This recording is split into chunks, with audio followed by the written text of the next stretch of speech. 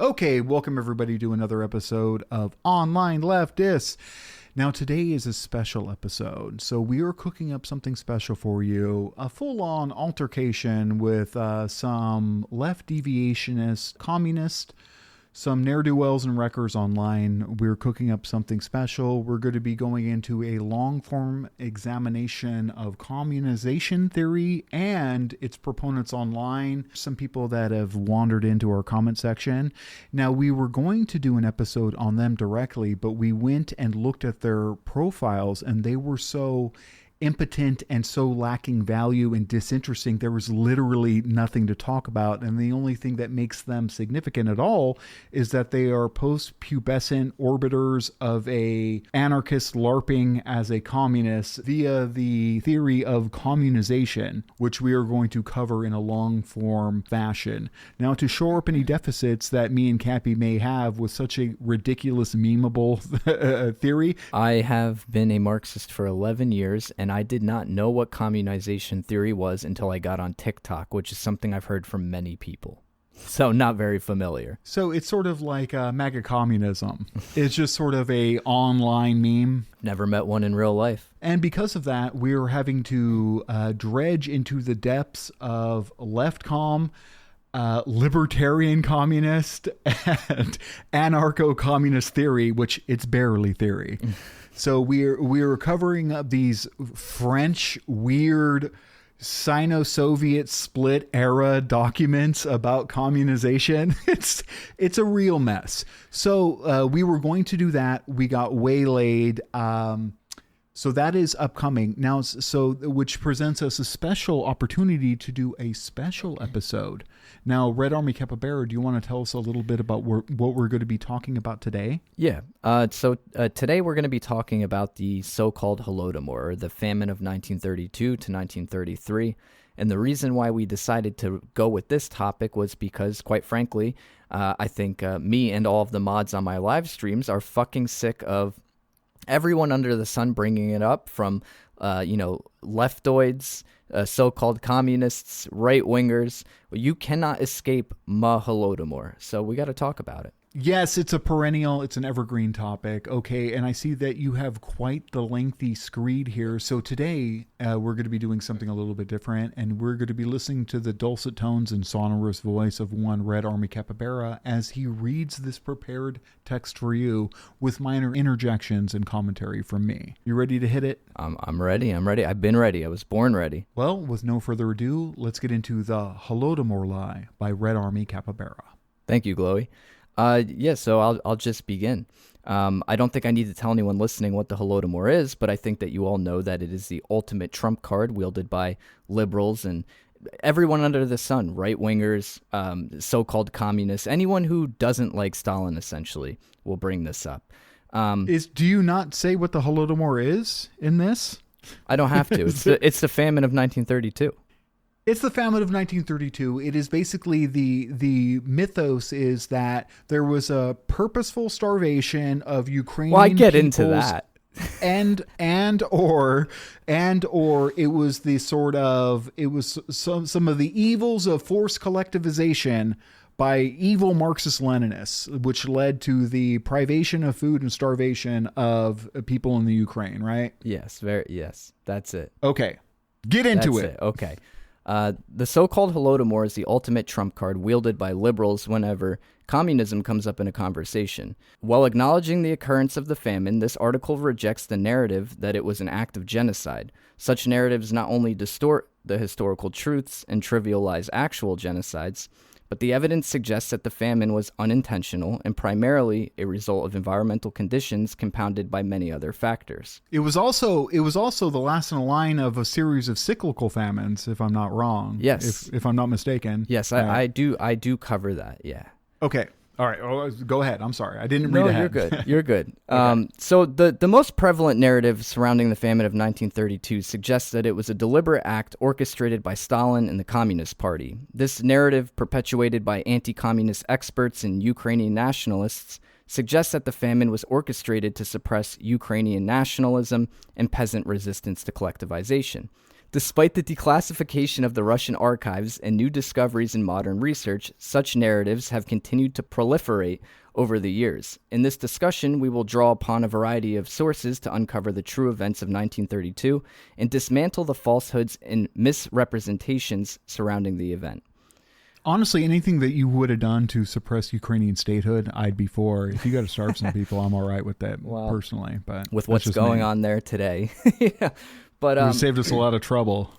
So to learn about the origins of the famine genocide lie, I recommend the book Fraud, Famine, and Fascism by Douglas Tottle. This book reveals that in the early 1930s, the myth was heavily propagated by Nazi propagandist Joseph Goebbels and American capitalists like William Randolph Hearst. For instance, during the September 1935 annual Congress of the Nazi Party, Joseph Goebbels delivered a speech in which he repeatedly asserted that millions were starving and suffering in the USSR due to Bolshevism. Tottle highlights in this book that even the photos of famine victims used by Hearst's newspapers and Ukrainian nationalist groups were not authentic photos from the 1932 famine, but rather from World War I and the famines in the 1920s. We don't have the time to cover it all here, but it's worth reading. Tottle's book is a bit old and it's off in a few areas, but it's a valuable resource of information and has continued to be validated in many respects by modern research. I, for one, can't believe that Western media would stoop to such low levels of bad journalism, such as to paint the USSR as evil. I know, right? Yeah, especially William Randolph Hearst, right? He's one of the most trustworthy individuals I've ever heard. Working hand in hand with Goebbels. Yeah. Is that how you pronounce his name? Dumb name. Yes. It's a stupid fucking name. Where's the R? Yeah, yeah. Now, the Ukrainian nationalist narrative alleging that the famine was intentionally orchestrated against the Ukrainian population as a form of ethnic cleansing and genocide is not only false, but it's entirely absurd. For instance, it's widely acknowledged that the famine also affected the northern Caucasus, the southern Urals, Siberia, the Volga region, Kazakhstan, and historian Mark Togger has said that the famine affected virtually the whole USSR, so not just Ukraine.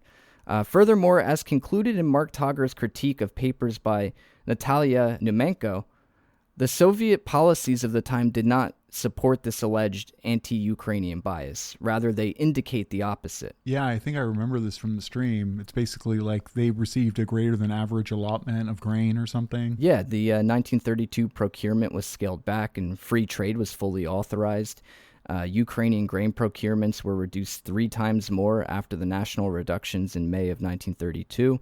And in 1933, the government returned 5.7 million tons of grain to the countryside. Additionally, the notion that the famine was a tool of class warfare is just completely unfounded. It lacks any substantiation from the available evidence. It's also claimed that the primary cause of the famine was the grain procurements, which is 100% reductionist. It overlooks the complexity of factors involved, and Togger highlights that although grain procurements exacerbated the famine in some areas, they cannot be deemed the primary cause. Furthermore, Togger notes that although the Soviets did not completely stop grain exports, they did attempt to fight the famine with reductions in aid. Even if the Soviets had completely stopped grain exports, it would not have been sufficient to avert the famine. It's interesting. Yeah. If you view Togger's work, he investigates the various forms of human action as well, from peasant resistance to policy. However, he finds in every case that these aspects could not and did not play a primary role in creating the famine, even considering some of these factors to be caused or exacerbated by the environmental factors. Were some of those factors a gigantic spoon wielded by Joseph Stalin or Koba? Yeah, actually, no, nothing like that. In fact, the human action that exacerbated the famine oftentimes had to do with like the management of collective farms, right? And it had to do with kulak sabotage even. But Stalin did not, and we'll get into this further, but Stalin did not have grain hoarded and at his disposal that could have readily stopped the famine from happening. It's a myth. So he did not have like a reconstituted Romanov-type throne festooned with grain that he sat upon as he like looked down upon the Ukrainian people? You're just eating their porridge and spitting in their face. No, he didn't have that. Justified in doing so, by the way. Yeah. Yeah. Though we'll be discussing it more in depth below, I know that some people will accuse me of cherry-picking Togger. Well, they haven't even read the research themselves.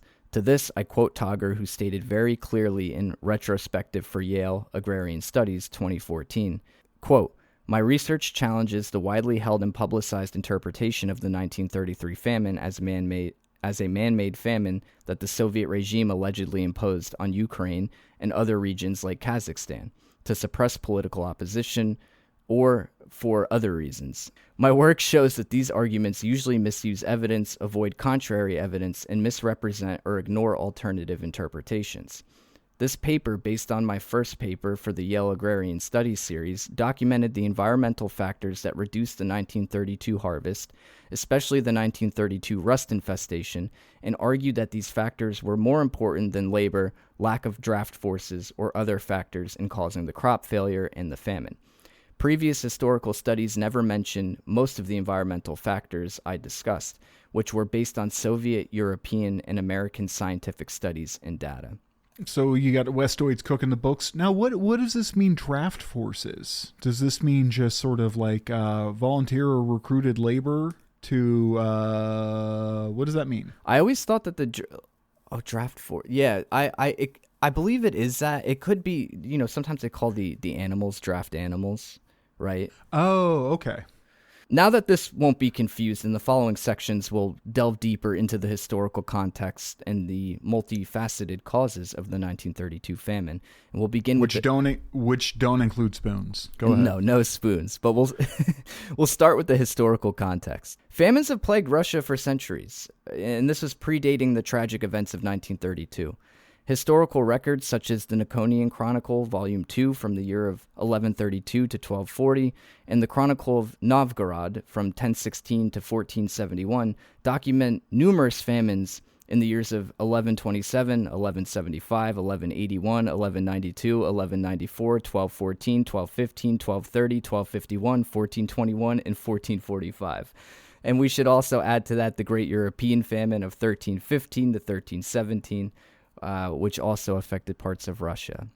Now, if you're listening to this, I just want to let you know that this is fastidiously and assiduously hyperlinked. Each one of those names, each one of those dates that he, Mr. Red Army Capybara here, Mr. Bearer, if you will, just read off, have a link. This is all, like, there's just like 12 links right here in this one paragraph.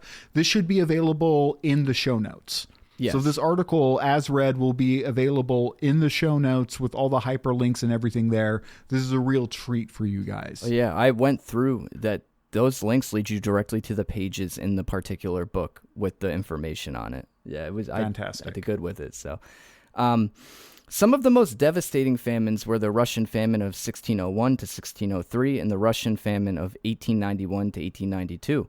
The former claimed approximately 30% of the population, while the latter affected between 14 to 20 million people, causing 400,000 deaths.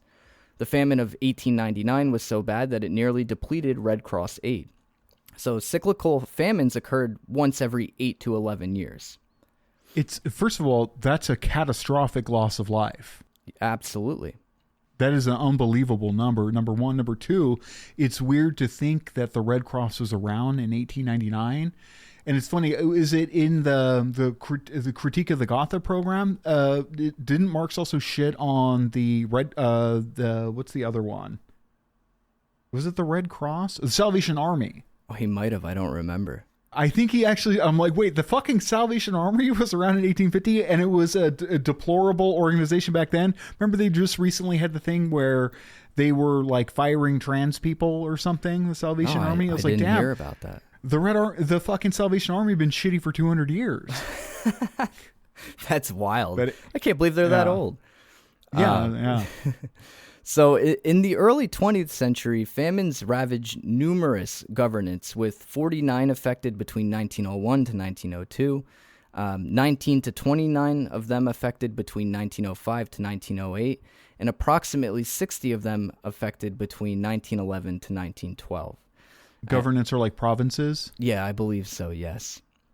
Okay. And then the upheavals in the late 1910s, including the Russian Revolution and the Civil War, caused agricultural output to plummet.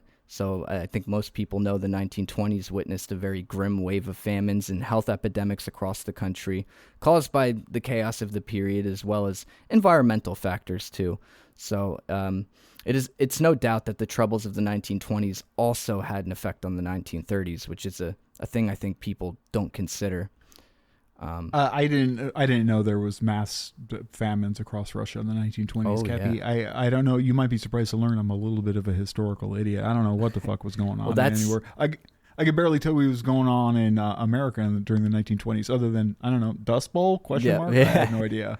Yeah. That's where the pictures that William Randolph Hearst used in his newspapers came from the famines in World War I. They weren't even of the 1932 famine.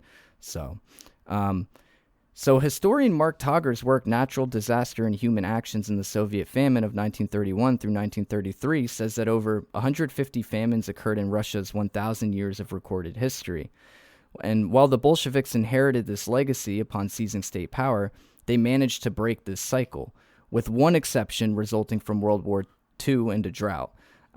Following the events of 1931 through 1933, the Soviet Union did not experience another famine. They had a hunger for feeling failure because all they got was W's. Is that right, Cappy? Absolutely, 100%. We always get W's. Communists are, we always get W's.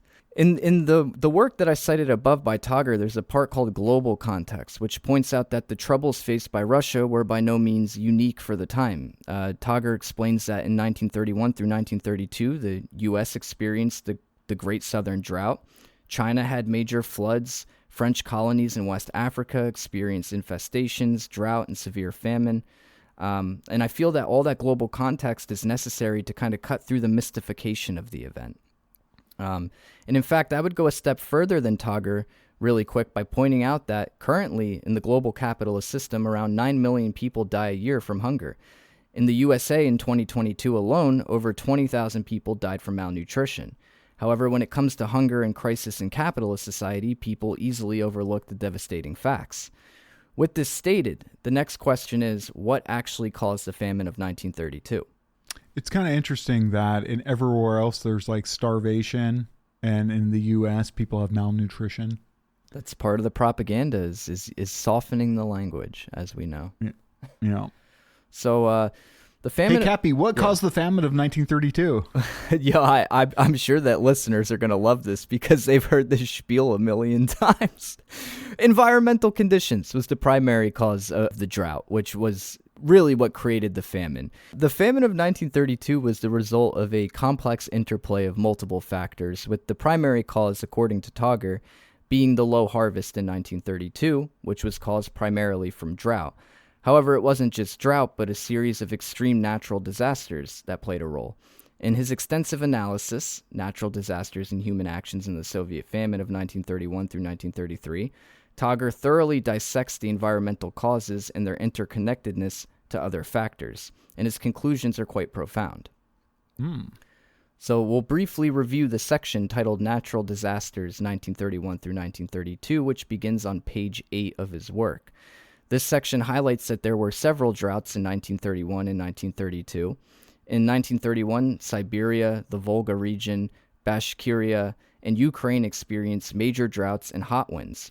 These conditions persisted through 1932 and were a major cause of the low harvest in 1932. It's notable that Soviet officials did provide aid in an attempt to mitigate the effects. They provided seed and food aid and return procurements, utilized drought-resistant seeds, among other measures. However, despite these efforts, millions of tons of grain were lost to drought.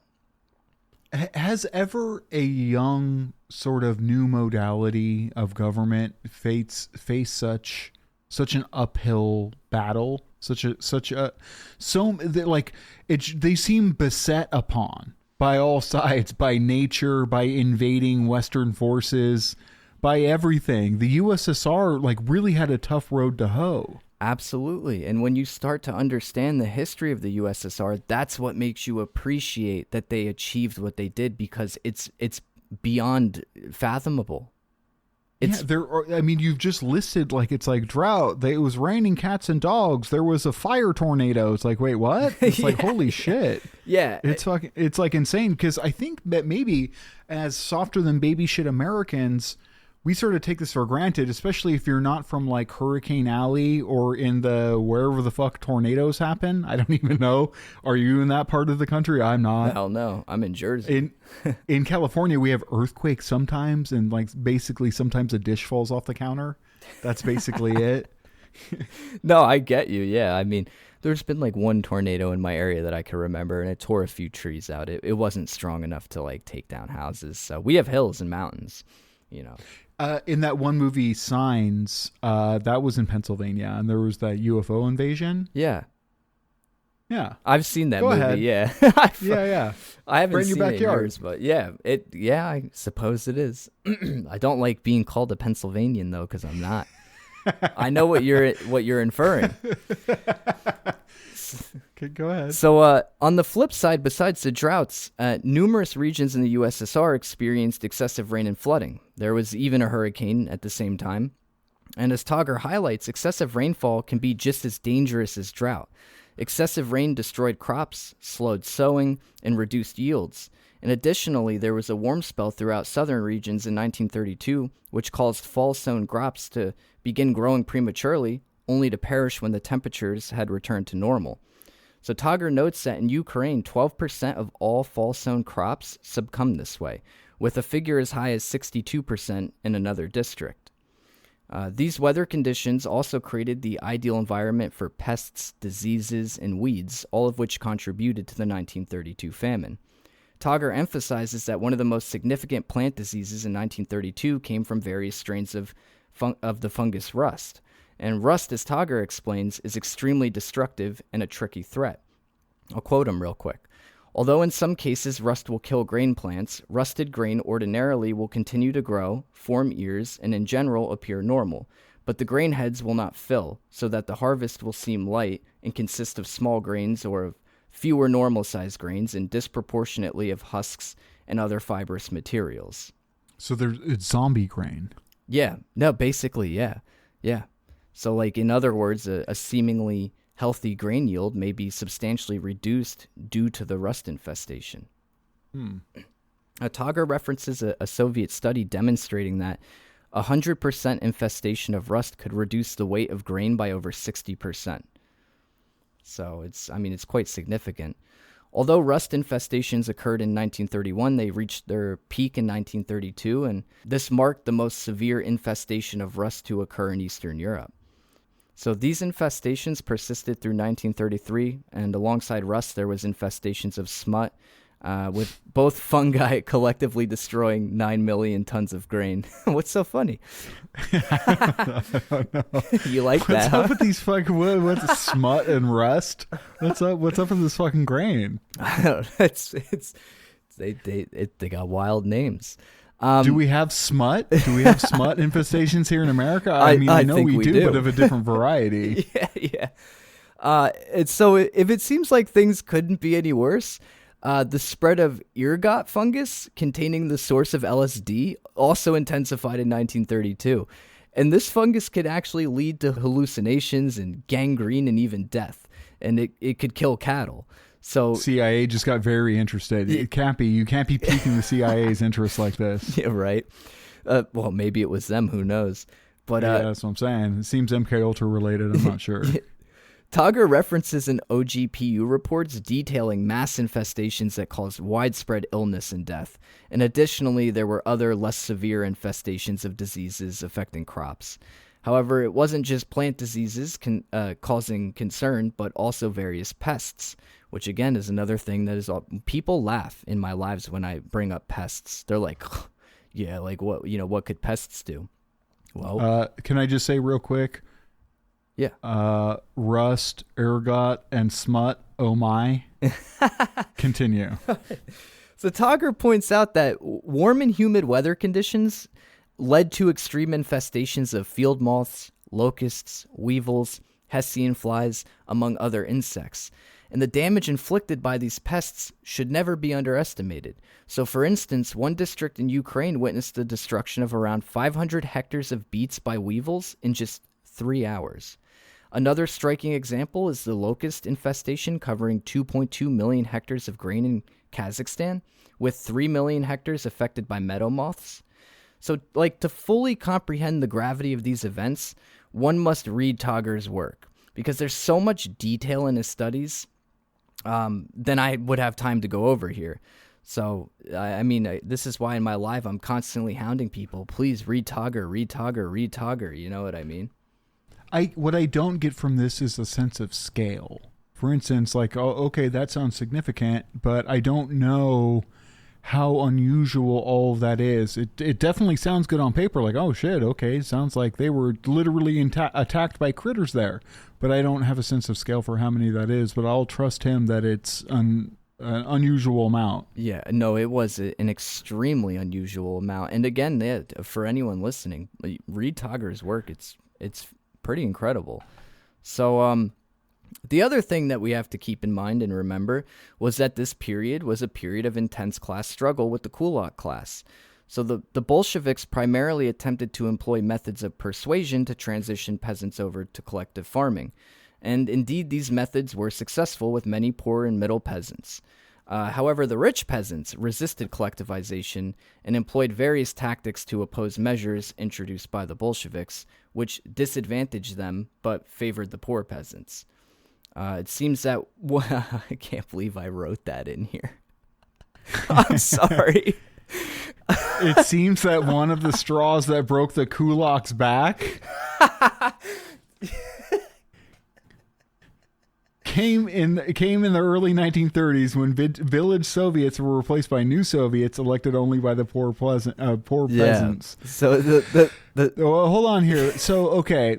I don't know shit about the fucking kulaks. All I know is the kulaks were saboteurs, bitter grape saboteurs who were killing livestock and burning grain out of being mad at impending attacks by giant spoons or something. I don't know. Yeah. So kulaks were the rich peasants? Yeah, they were a class of peasants. They were richer than all of the rest, and they owned a lot of the farms and the biggest farms, and in fact they would employ the poor and middle peasants on their farms. So they quite literally were like, they're a part of the capitalist class.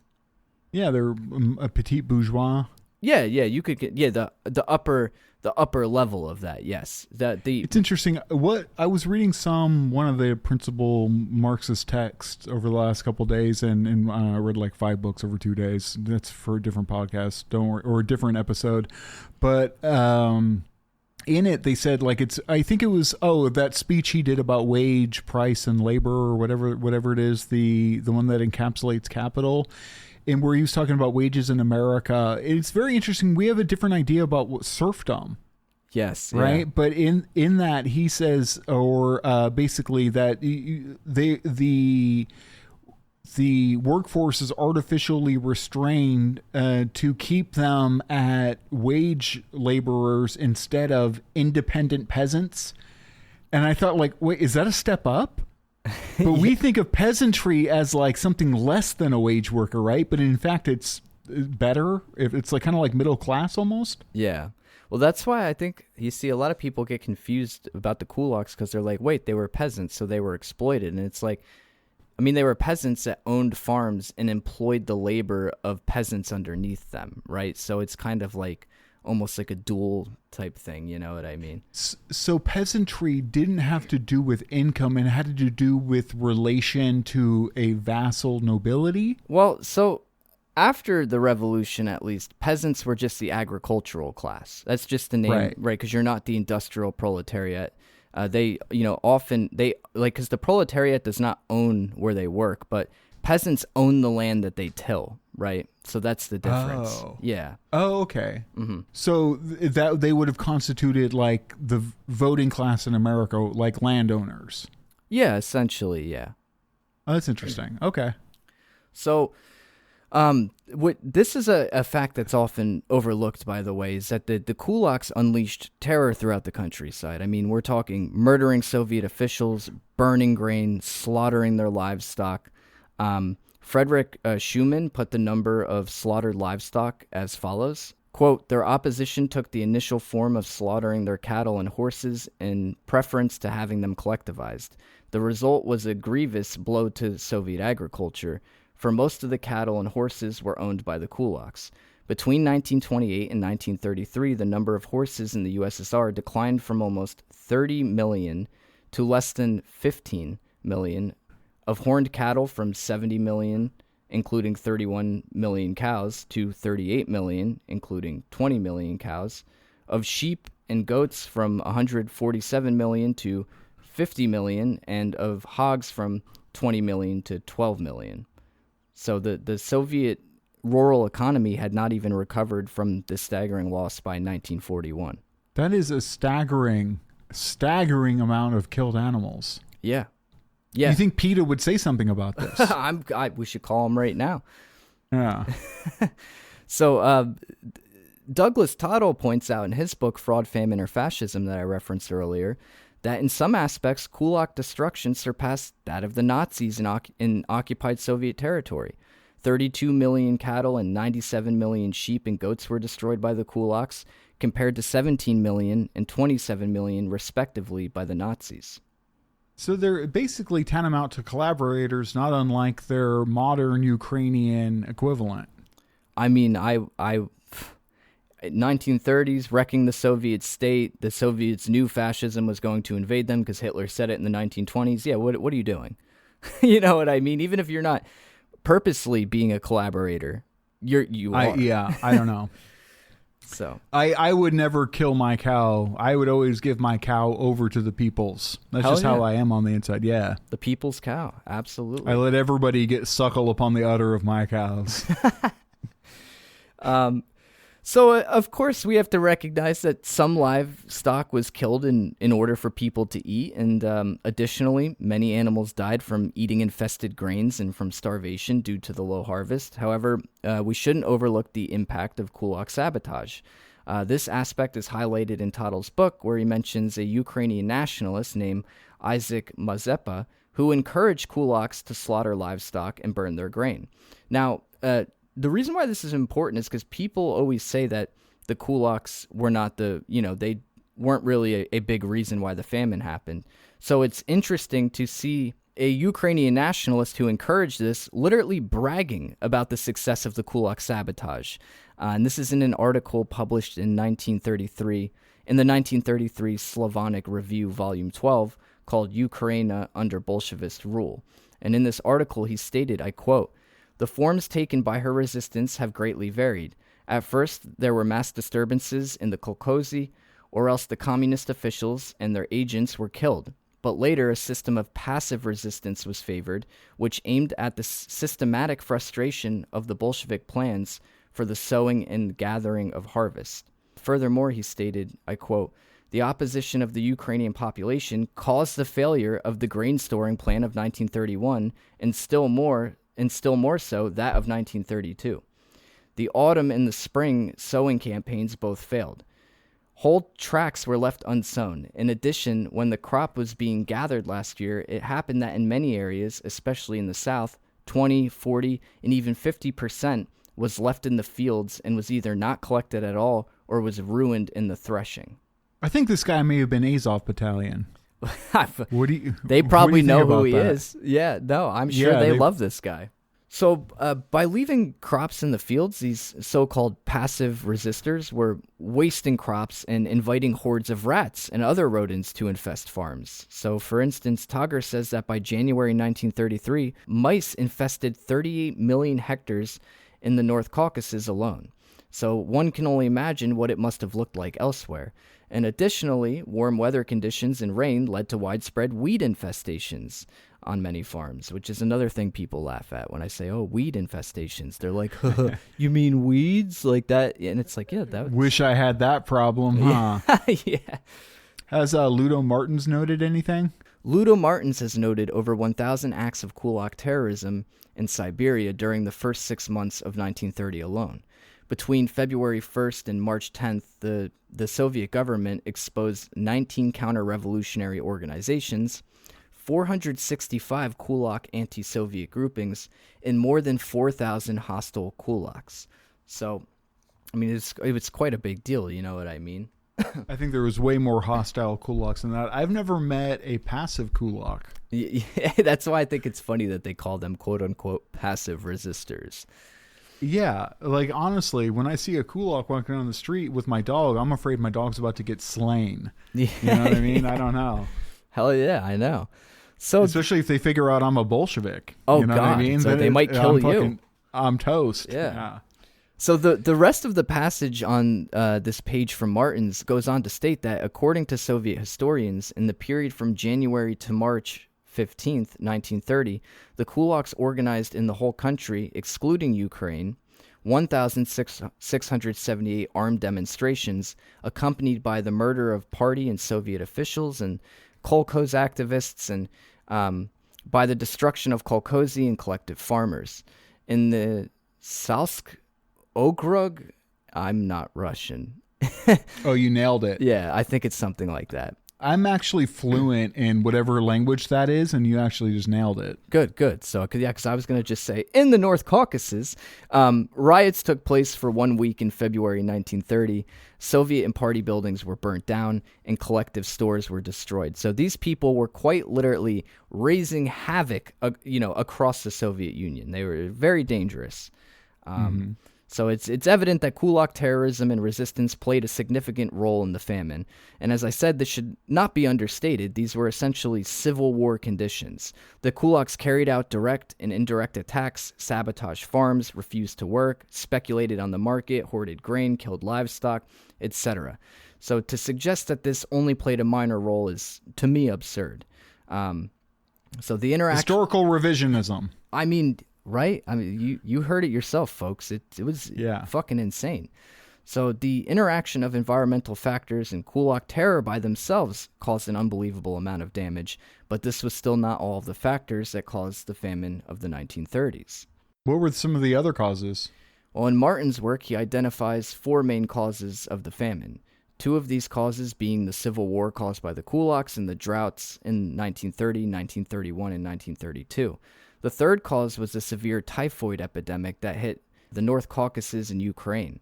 Martin's evidence is a quote from Dr. Hans Blumenfeld, who said, I quote, "There is no doubt that the famine claimed many victims. I have no basis on which to estimate their number. Probably most deaths in 1933 were due to epidemics of typhus, typhoid fever, and dysentery. Waterborne diseases were frequent in Makayevka. I narrowly survived an attack of typhus fever." So he himself even got it. God, it's just like when you think it can't get any worse. Typhus, typhoid fever, and dysentery. Yeah. I don't know. These are like Oregon Trail diseases. I know. Yeah. I'm surprised any Soviets made it. That's fun. I replayed that game recently. Awful game. Just straight colonialism. Is it? Oh, it's settler colonialism. Yeah. That's what it's, right? It's the westward expansion. Why in the fuck would you replay Oregon Trail? I forgot what it was about, and my computer's not good enough to to play newer games, so I had to make do with what I had. Cappy. You know, I got in trouble one time in class. We used to go down to a computer lab, and there was a bunch of like Apple II computers that had Oregon Trail on them, and I put my name in there as marijuana, like Mary, last name Wanna. Yeah. And one of the kids told on me because it said like marijuana died of dysentery. You know how it set up like a little gravestone? Yeah. And one of the kids fucking told on me, and I got in trouble. What a fucking little prick. What a little bitch, huh? Yeah. And I got sent to the fucking, they like sent me out, and they like had to have a stern talking to with me. I'm like, and now looking back, it's like, I know you thought that was funny. Oh, yeah. Fucking lame ass teacher. I know that was the highlight of your day. This like second grader coming in, like, you said, son, it's not funny to say your name was marijuana. I was like, you know it is. You were the talk of the teacher's lounge that day. 100%. Yeah. So, continuing on, research by Wheatcroft and Davies corroborates the prevalence of these diseases between 1931 to 1933. But Wheatcroft is a little bit of nominative determinism there. He never had a shot, huh? He was going to be looking into wheat his whole life. Yeah, right. It's kind of ironic. Yeah. I'm sorry. I'm slipping up here. According to Martin's. Yeah. According to Martin's, the fourth cause of the famine was lack of experience, confusion, insufficient preparation, and reorganization of agriculture. This transition from small individual peasant farming to large-scale collectives understandably faced many challenges. And not only that, Douglas Tottle considers the main cause of the famine to center on the struggle for collectivization, but also considers the drought to be the contributing factor. Though Tottle emphasizes Kulak's struggle, he also highlights errors within the farm management and party organizations. Cappy, did you know that? Continuing, Tottle quotes an excerpt from The History of the Ukrainian SSR, which reveals numerous factors, such as mistakes by local organizations regarding methods and rates of collectivization, distortion of the party line on the middle peasantry. Oh, I have questions about that one. And coercion and a lack of cadres. This was compounded by capitalist encirclement and class struggle against the... This got mad political. Wait, what the fuck? The party line of the middle peasantry, coercion, lack of cadres. What does collective have to do about this? I wasn't even thinking about that's funny as shit. This was compounded by capitalist encirclement and the class struggle against the kulaks in the countryside. Holy shit, there's a lot of angles to this thing. Absolutely. I mean, that's why as I was doing this research, I was like, holy shit. Like, this is not so simple as mean Stalin starved Ukraine. You know what I mean? Yeah. It's like Game of Thrones, but with wheat. Yeah, yeah, right. So, on the other hand, Tager doesn't discount class struggle and Kulak sabotage as factors, but he's skeptical that this was a primary cause, considering this view to be reductionist. Tager says on page 6 of Natural Disaster and Human Actions in the Soviet Famine of 1931 through 1933, I quote, I show that the environmental context of these famines deserves much greater emphasis than it has previously received. Environmental disasters reduced the Soviet grain harvest in 1932 substantially and have to be considered among the primary causes of the famine. I argue that capital and labor difficulties were significant but not as important as these environmental factors, and were in part a result of them. I also demonstrate that the Soviet leadership did not fully understand the crisis and out of ignorance acted inconsistently in response to it. I conclude that it is thus inaccurate to describe the Soviet famine of 32 through 33 as simply an artificial or man-made famine or otherwise to reduce it to a single cause, end quote. Yeah, and how could you? I mean, look at all these causes we've gone through. It's fucked up. Many causes. It's fucked up. It's multi-causal. Yeah. So, in light of these analyses, claims by anti-communist, experts that the that the Soviet authorities didn't attempt to provide relief or aid contradict substantial evidence. Tager states that the Bolsheviks acted inconsistently, which may very well be the case looking back at the event now. However, in the 1930s, it was a very tumultuous period with many issues domestically and internationally. When we judge the government's response, we must keep that stuff in mind. I always keep everything I can in mind about the Soviet Union in general. Yeah, you have to. I have to. Otherwise, some other pithy response. So, as mentioned earlier, Tager's research indicates that in 1932, Stalin ordered 4 procurement reductions for Ukraine. Ukrainian procurements were substantially less than other areas because they were actually being prioritized. On May 6, 1932, the Bolsheviks reduced grain quotas in every grain-producing region, with Ukraine experiencing the highest reduction at 18%.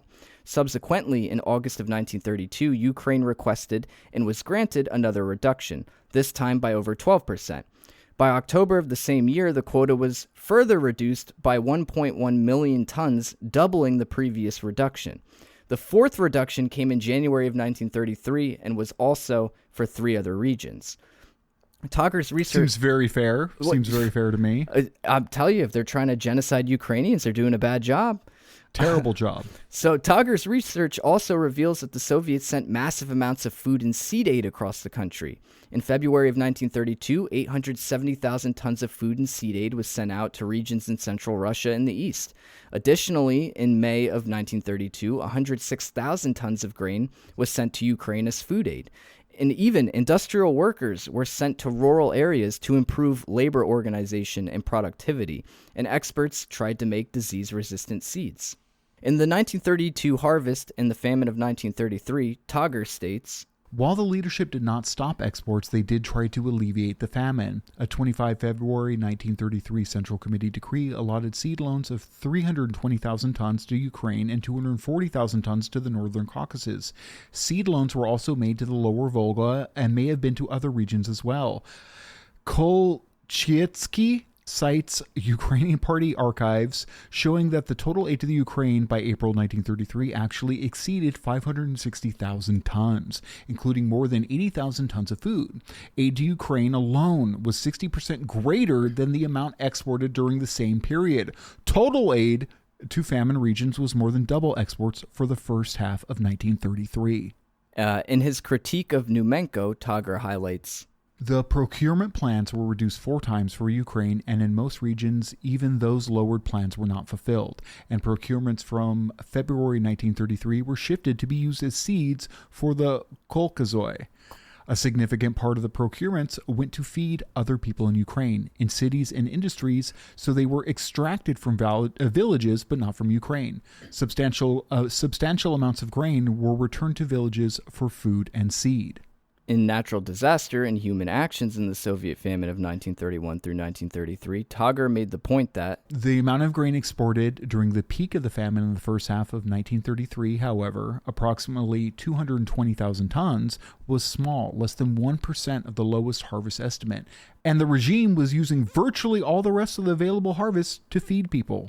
And regarding assertions that Stalin hoarded vast amounts of grain that could have completely prevented the famine, Tager, Wheatcroft, and Davies said, "We have not obtained access to the Politburo working papers and presidential archive, to the files of the Committee on Reserves, or to the relevant files in military archives. But we have found enough information to be confident that this very high figure for grain stocks is wrong, and that Stalin did not have under his control huge amounts of grain which could easily have been used to eliminate the famine." So in conclusion, these findings contradict the claims propagated by anti-communist experts. The evidence suggests that there was not a particularly anti-Ukrainian bias to the aid provided. The Bolsheviks didn't just let the famine happen, but they did all they possibly could as the situation unfolded and as they became aware of it. However, we still have to focus on another aspect of this claim. It isn't just the claim that Stalin took no action to alleviate suffering. Rather, it's asserted that he knowingly and willingly allowed tens of millions of people, particularly Ukrainians, to die. Estimates regarding the scale of the famine vary widely, ranging from 7 million to 14 million, with some estimates even exceeding these figures. However, the majority of figures from scholarly research and modern reports does not exceed 10 million. In fact, most barely exceed 5 million. But the pivotal question arises, are these numbers correct? Did tens of millions of people die?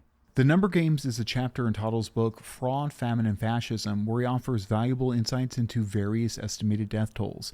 Many of the estimates regarding the famine have issues in methodology. While a comprehensive understanding of this topic requires a deeper dive into Tottle's chapter, Red Army Capybara will talk about it a little.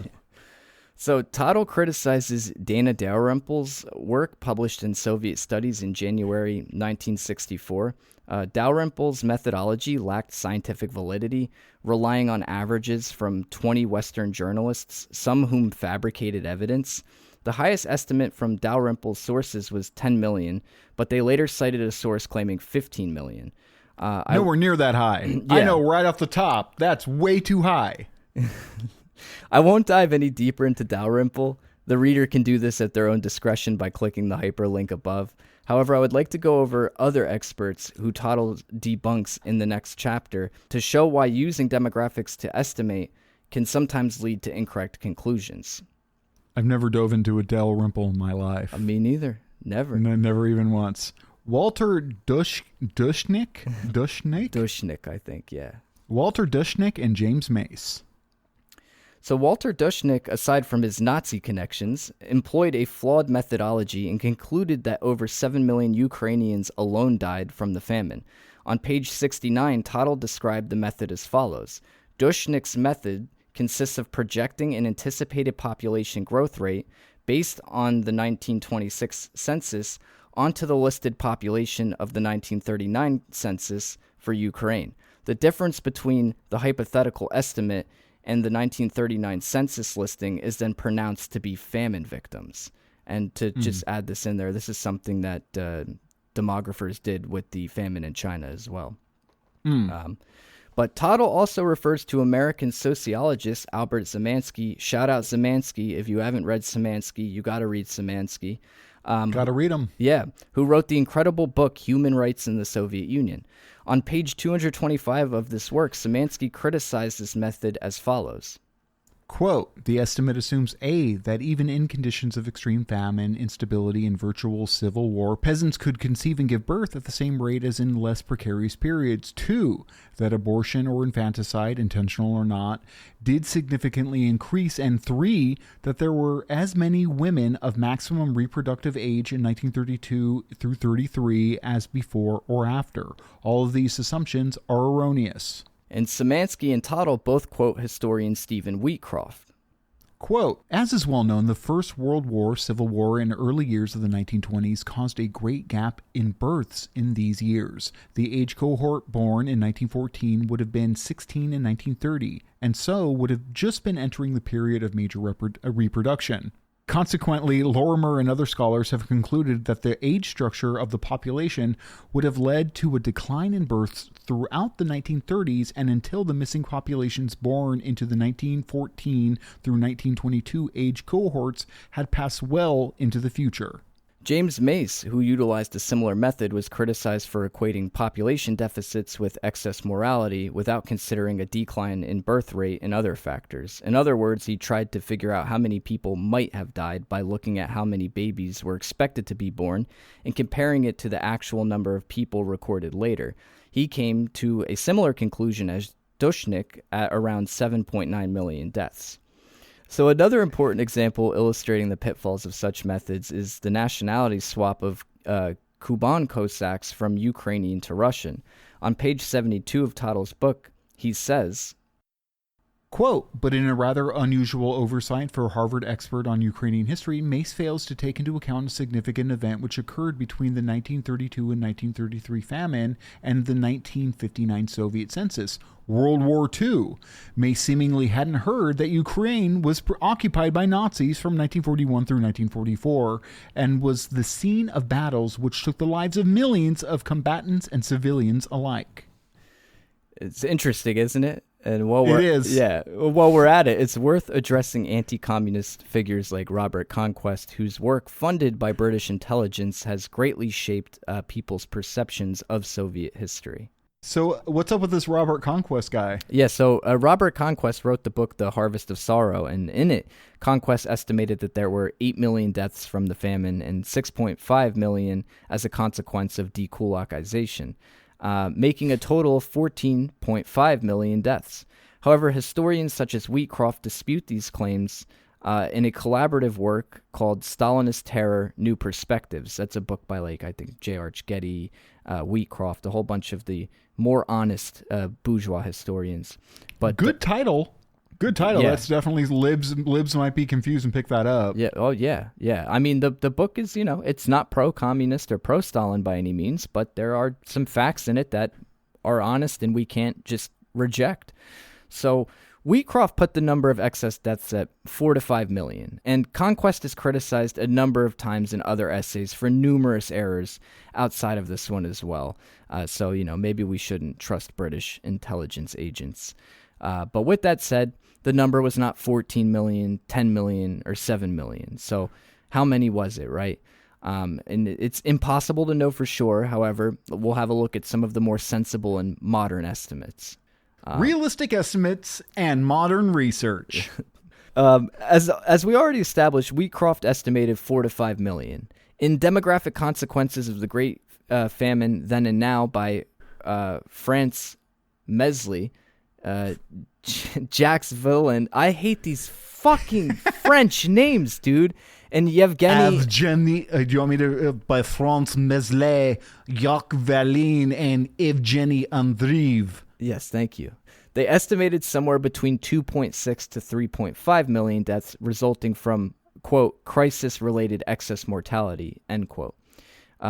Ukrainian historian Stanislav Kolchevsky estimated around 3.9 million deaths from hunger. And if you click Stanislav's name and review the article there, It doesn't translate well with Google, to warn you. He mentions two other historians named Volodymyr Kubilovich and Kubigovich. Yeah, Kubigovich. and how would you say the next one? Vasil Hirschko. Yeah, guys, we're Americans, remember. So yeah, the important thing is that the former estimated 2.5 million and the latter estimated 4.8 million, according to Stanislav. So these two were pre-declassification of archives. Stanislav landed in the middle of these estimates in 2002 with modern archival evidence.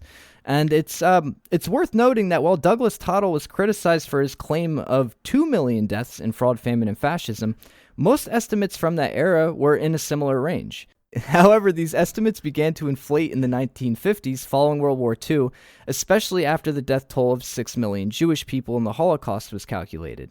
While Tottle's estimate may not have been entirely accurate, it is still much closer to many modern-day estimates than the absurd numbers we've seen thrown around in the past.